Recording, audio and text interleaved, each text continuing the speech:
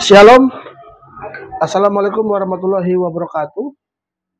Perkenalkan, nama saya Franciscus Samdarubun, Sarjana Hukum Magister Hukum, dosen Fakultas Hukum Universitas Musamus, yang saat ini sedang mengikuti sertifikasi dosen mandiri tahap pertama tahun 2025. Pada kesempatan ini saya akan menjelaskan terkait dengan RPS yang digunakan dalam mata kuliah Hukum Konstitusi, yang mana materi-materi yang diambil berdasarkan jurnal, buku, dan referensi-referensi lainnya. Di mana dalam hukum konstitusi sendiri merupakan mata kuliah basic ya untuk sebagai pengantar hukum acara Mahkamah Konstitusi nanti pada semester 3. Sedangkan mata kuliah hukum konstitusi sendiri dibawakan pada semester 2 atau semester genap.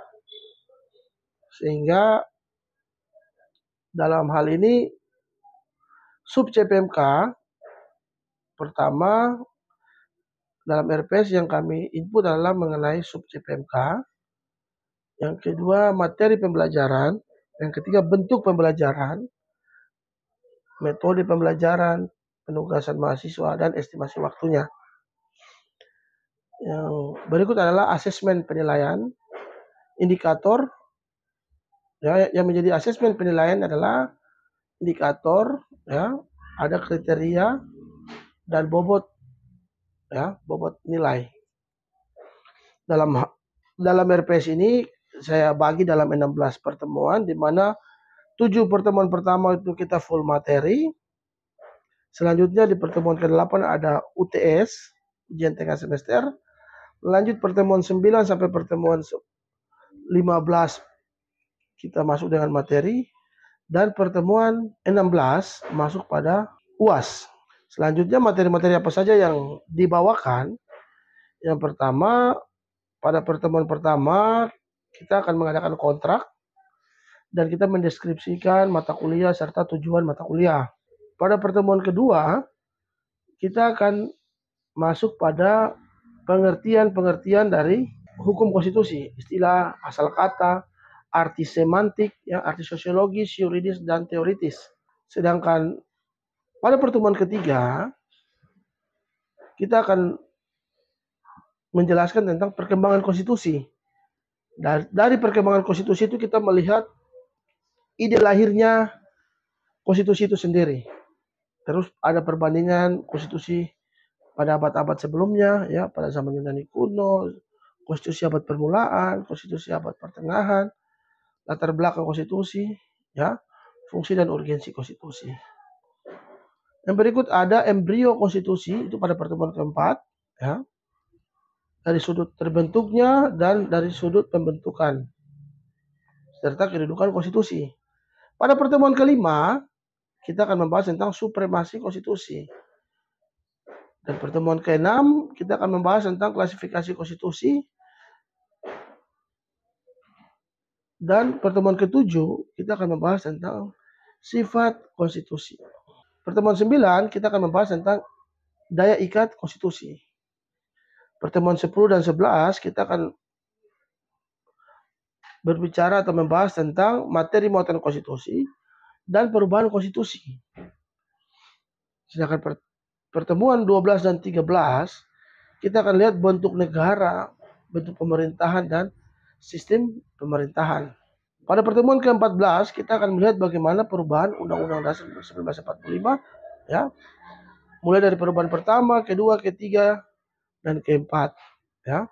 Setelah itu kita akan melihat kelebihan dan kekurangan dalam lebih dari satu dekade pelaksanaan kebutuhan perubahan konstitusi.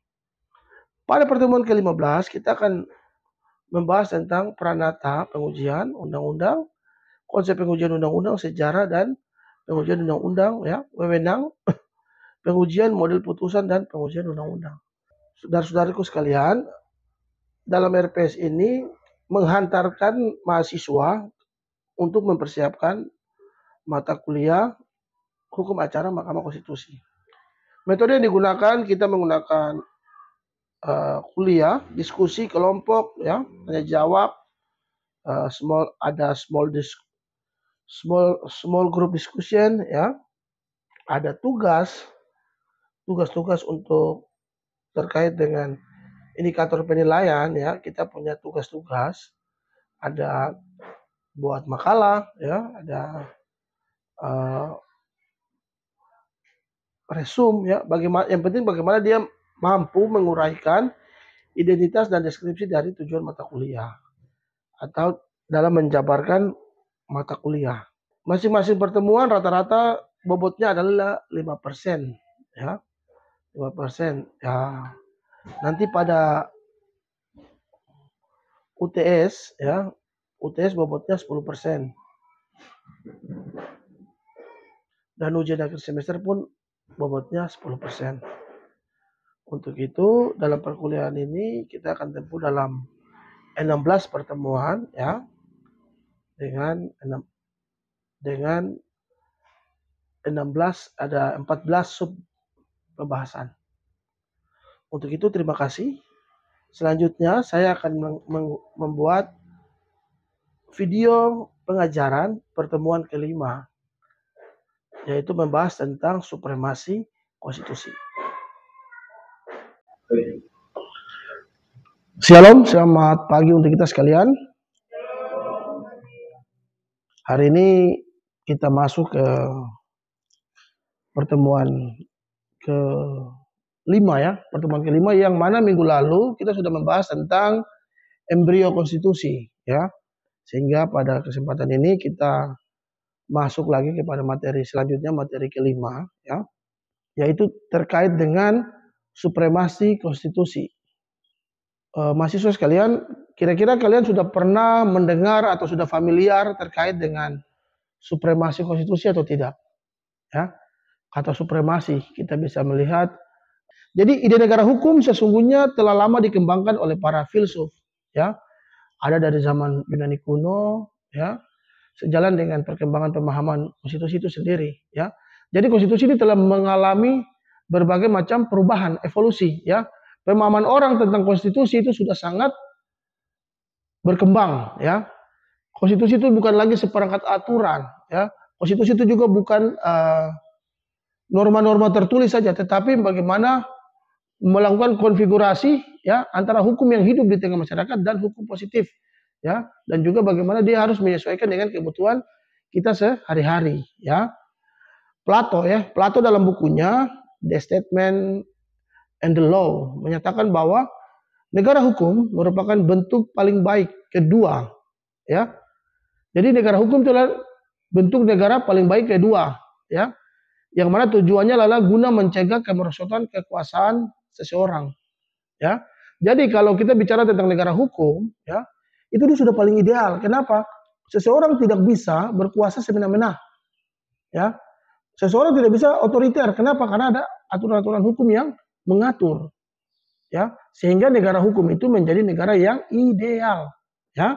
Konsep negara hukum, ya, kita lihat ada konsep negara hukum modern di Eropa kontinental, dikembangkan dengan menggunakan istilah Jerman yaitu Rechtsstaat, ya.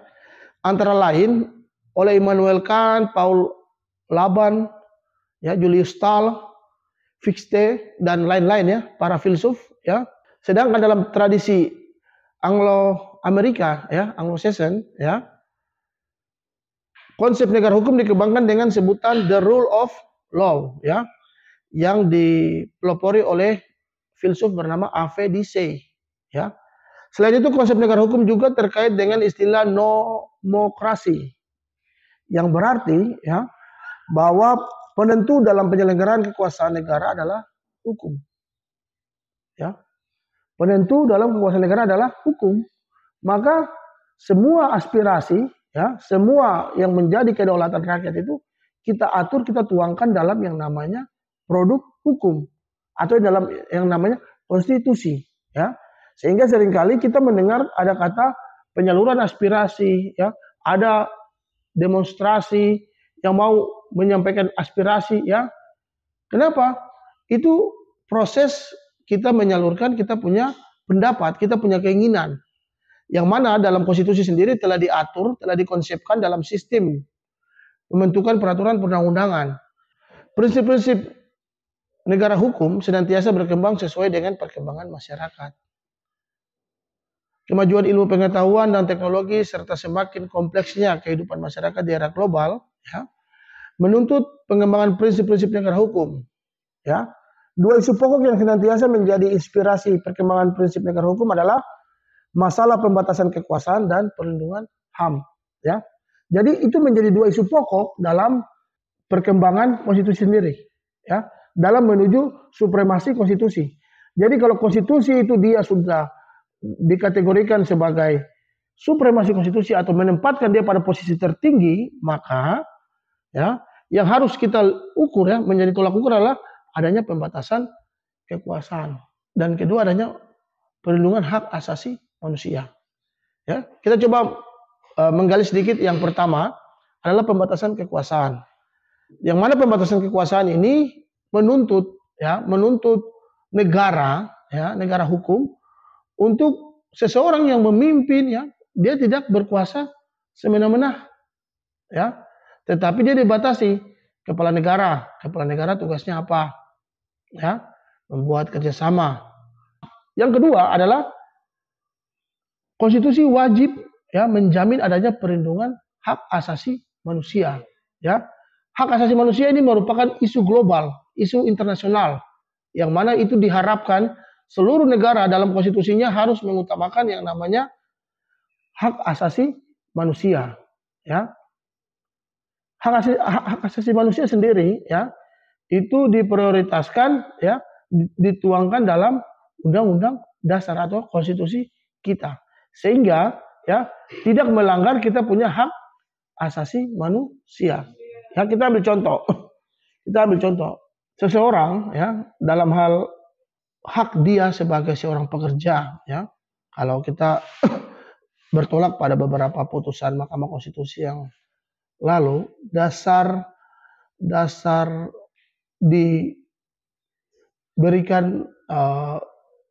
putusan dibatalkannya undang-undang Omnibus Law ya, itu didasarkan pada salah satu contohnya seseorang dalam undang-undang Omnibus Law ya dikatakan bahwa tidak bisa mendapatkan kesempatan untuk bekerja ketika dia sudah di PHK ya. Jadi dalam undang-undang Omnibus Law yang sebelumnya ya, seseorang itu dia tidak bisa dapat pekerjaan dalam hal ini menjadi karyawan tetap ya, bila mana dia punya riwayat sudah pernah di PHK. Yang kita tahu fenomena pada tahun 2020 kita kena COVID bersama itu ya. Itu banyak sekali karyawan yang hampir seluruh Indonesia, banyak sekali perusahaan yang pilot dan banyak karyawan yang di PHK. Sehingga dengan hadirnya undang-undang Omnibus Law ini melanggar hak konstitusional ya dari para pekerja yang di PHK ini. Kenapa? Kalau itu disahkan, itu ditetapkan, maka nanti pekerja-pekerja yang kemarin di PHK pada saat yang punya riwayat PHK pada saat COVID kemarin ya tidak bisa lagi mendapatkan kesempatan untuk menjadi karyawan tetap, sehingga itu menjadi salah satu tolak ukur mengapa sampai undang-undang Omnibus Law itu dibatalkan secara material ya. Dalam suatu negara hukum mengharuskan adanya pengakuan normatif dan empirik terhadap prinsip supremasi hukum, yaitu bahwa semua masalah diselesaikan dengan hukum sebagai pedoman tertinggi. Ya. Jadi semua masalah itu kita selesaikan dengan hukum. Pengakuan normatif mengenai supremasi hukum terwujud dalam pembentukan norma hukum secara hierarkis yang berpuncak pada supremasi konstitusi. Hukum yang dimaksud adalah konstitusi itu sendiri. Ya. Sedangkan secara empiris ya terwujud dalam perilaku pemerintahan dan masyarakat yang mendasar aturan hukum. Ya. Jadi secara empiris ya masyarakat ini harus berpedoman pada hukum itu sendiri atau pada konstitusi itu sendiri. Normatif secara normatif sudah mengatur undang-undang, sudah membuat aturan-aturan ya. Tetapi kalau masyarakat itu tidak sadar ya, tidak sadar akan aturan itu, maka tidak bisa kita mengkategorikan bahwa kita sebagai negara yang supremasi konstitusi. Ya, kita ambil contoh. Contoh simpel sederhana yang sering kali kita lakukan. Misalkan kalian sedang berkendara, ya, sedang berkendara di jalan, tiba-tiba, ya, lampu merah, ya. Kalau orang yang dia punya sadar konstitusi, dia tahu bahwa ini lampu merah, maka dia harus berhenti. Tetapi pada prinsipnya atau pada kenyataannya, ya, seseorang itu dia langgar saja lampu merah, ya, sehingga itu dikategorikan bahwa dia belum ada sadar konstitusi, ya, begitu. Dengan demikian, segala tindakan pemerintah harus didasarkan atas peraturan perundang-undangan yang sah dan tertulis, ya. Itu dari segi masyarakat tadi. Tapi bagaimana dari segi pemerintah, ya? Pemerintah juga dalam membentuk peraturan perundang-undangan, ya, harus mengacu, ya, pada konstitusi itu sendiri, harus mengedepankan asas-asas yang tidak bertentangan, ya, dengan kepentingan bersama. Misalkan, ya, tadi yang program PSN itu, ya, program strategis nasional, maka pemerintah harus menjamin adanya keberlanjutan terhadap program yang dilakukan. Misalkan kita akan dalam program strategis nasional, kita akan membebaskan beberapa lahan, ya. Tetapi pemerintah harus menjamin, mengedukasi kepada masyarakat bahwa program tersebut harus tepat sasaran, ya, dan berkelanjutan. Artinya untuk generasi yang akan datang masih akan menikmati alam tersebut, ya. Sehingga hal ini masih dalam perdebatan di kalangan pemerintah dan masyarakat, masih ada pro dan kontra terhadap program-program strategis nasional. Nah, hal itu menunjukkan bahwa supremasi konstitusi belum pada takaran yang ideal. Kenapa? Karena dari segi program yang dilakukan itu masih bertentangan dengan kehendak atau keinginan masyarakat, ya.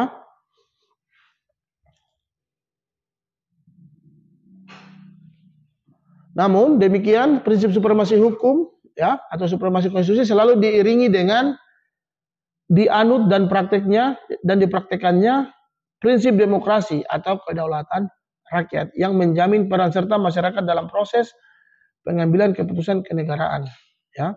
Sehingga setiap peraturan perundang-undangan yang ditetapkan, ya, dan ditegakkan mencerminkan perasaan keadilan masyarakat.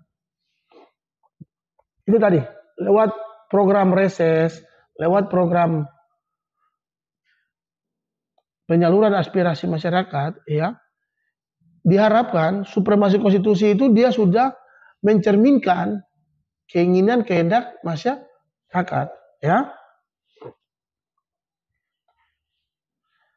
Di sini dikatakan bahwa hukum, ya, tidak dimaksudkan untuk hanya menjamin kepentingan beberapa orang yang berkuasa, melainkan, ya, menjamin kepentingan keadilan bagi semua orang.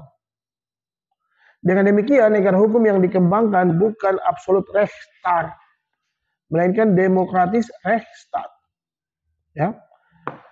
Jadi berdasarkan prinsip negara hukum, sesungguhnya yang memerintah adalah hukum, bukan manusia, ya. Hukum dimaknai sebagai kesatuan hierarkis tata norma hukum yang berpuncak pada konstitusi. Hal ini berarti bahwa dalam sebuah negara hukum menghendaki adanya supremasi konstitusi, ya. Dan di samping itu merupakan konsekuensi dari konsep negara hukum. Sekaligus merupakan pelaksanaan demokrasi karena konstitusi adalah wujud perjanjian sosial tertinggi, ya. Mengapa konstitusi itu dinyatakan sebagai wujud dari perjanjian sosial tertinggi, ya? Kita kembali lagi pada perkembangan konstitusi, ya, hierarkis historis perjalanan konstitusi, bahwa dengan berdirinya negara atau dengan kemerdekaan negara Indonesia itu merupakan kesepakatan bersama seluruh warga negara Indonesia, ya. Kita bersepakat dari Sabang sampai Merauke, dari Miangas sampai Pulau Rote, ya. Kita bersepakat untuk hidup bersama dalam tatanan, dalam bingkai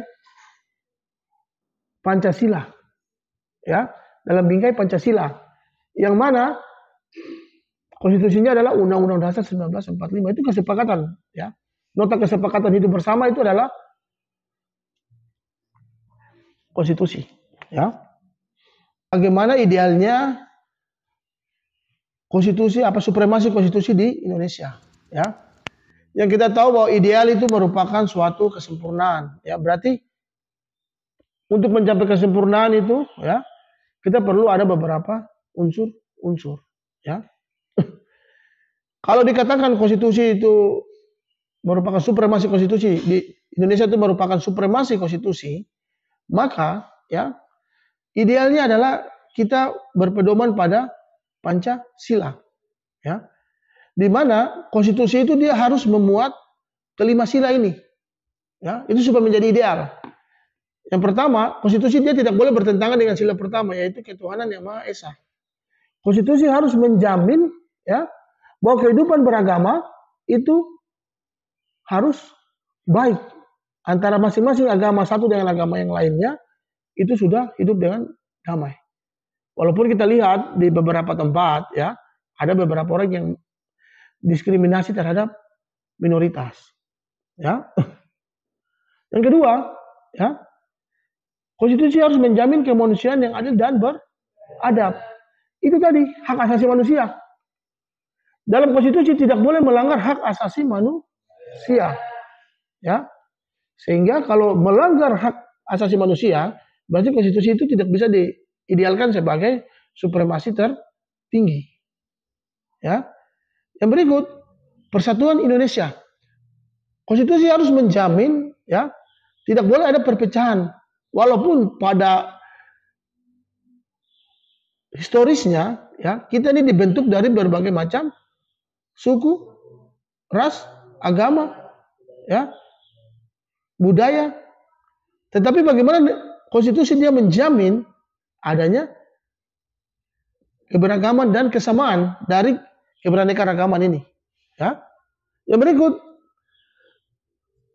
konstitusi harus menjamin kebebasan bersuara, ya, kemanusiaan yang adil, kerakyatan yang dipimpin oleh hikmat kebijaksanaan dalam permusyawaratan perwakilan. Dia harus menjamin kebebasan bermusyawarah, kebebasan berpendapat, ya. Tidak boleh itu kita dibungkam dalam berpendapat, dalam bersuara untuk mencapai mufakat, kesepakatan bersama, ya. Dan yang berikut, keadilan sosial bagi seluruh rakyat Indonesia. Konstitusi harus menjamin keadilan sosial. Ibaratkan di Aceh pakai listrik, di Merauke pakai listrik. Di Miangas pakai internet, di Rote pakai internet. Itu contoh sederhana, ya. Seperti itu. Jadi, kalau ideal supremasi konstitusi di Indonesia adalah kita berpatokan pada pemenuhan Pancasila, ya, sebagai falsafah. Kalau dalam konstitusi sudah ada pemenuhan Pancasila, maka itu dikatakan kita sudah ada dalam taraf supremasi konstitusi. Karena itu yang menjadi kesepakatan kita bersama untuk ada dalam yang namanya Negara Kesatuan Republik Indonesia, ya. Bisa mengerti? Baik. Saya lanjut, ya, pada pertemuan ini ada materi kesimpulan, ya. Konstitusi sebagai hukum tertinggi, ya, kalau kita simpulkan. Dalam hal konstitusi sebagai hukum tertinggi, ya, perlu adanya penempatan konstitusi sebagai sumber hukum tertinggi karena konstitusi merupakan bentuk kesepakatan seluruh rakyat, ya, terkait dengan bangunan negara yang diidealkan. Itu tadi, yang diidealkan kita adalah Pancasila, ya. Yang menjadi general agreement, ya, yang menjamin tegaknya konstitusionalisme bersandar pada 3 elemen kesepakatan, ya. Jadi ada 3 kesepakatan, ya, yang menjadi kesepakatan hidup bersama. Ya. Yang pertama adalah kesepakatan tentang tujuan dan cita-cita bersama. Ya. Cita-cita kita tertuang di mana? Di Pancasila tadi. Ya. Saya berharap suatu saat negara ini bebas dari diskriminasi tentang agama. Saya berharap suatu saat negara ini ya bebas dari ketidakadilan terhadap hak asasi manusia dan yang lain-lain. Itu merupakan cita-cita kehidupan bersama. Yang kedua, kesepakatan tentang the rule of law sebagai landasan penyelenggara negara. Ya. Yang ketiga, kesepakatan tentang berbentuk institusi dan prosedur ketatanegaraan. Ya. Itu yang menjadi tiga kesepakatan. Ya. Dengan demikian, landasan keberlakuan konstitusi sebagai hukum tertinggi adalah kedaulatan rakyat itu sendiri. Ya. Yang mana rakyat adalah pemilik konstitusi, yang pemegang kekuasaan. Ya. Yang produknya bukan hukum biasa, tetapi hukum tertinggi atau konstitusi itu sendiri. Yang diberi kewenangan untuk menjalankan ya constitution of power ya dalam ranah pemerintahan. Ya. Di sini supremasi konstitusi ya mengharuskan setiap lembaga penyelenggara negara dan segenap warga negara melaksanakan Undang-Undang Dasar 1945. Jika Undang-Undang Dasar 1945 telah dilaksanakan sesuai dengan wewenang dan fungsi masing-masing, tentu tidak perlu terjadi pertentangan dalam penyelenggaraan negara. Ya. Kalaupun hal itu terjadi, ya, Undang-Undang Dasar 1945 telah menentukan mekanisme penyelesaiannya yaitu melalui Mahkamah Konstitusi. Ya. Jadi kita punya mekanisme hukum ketatanegaraan ini sudah sangat kompleks dan sistematis.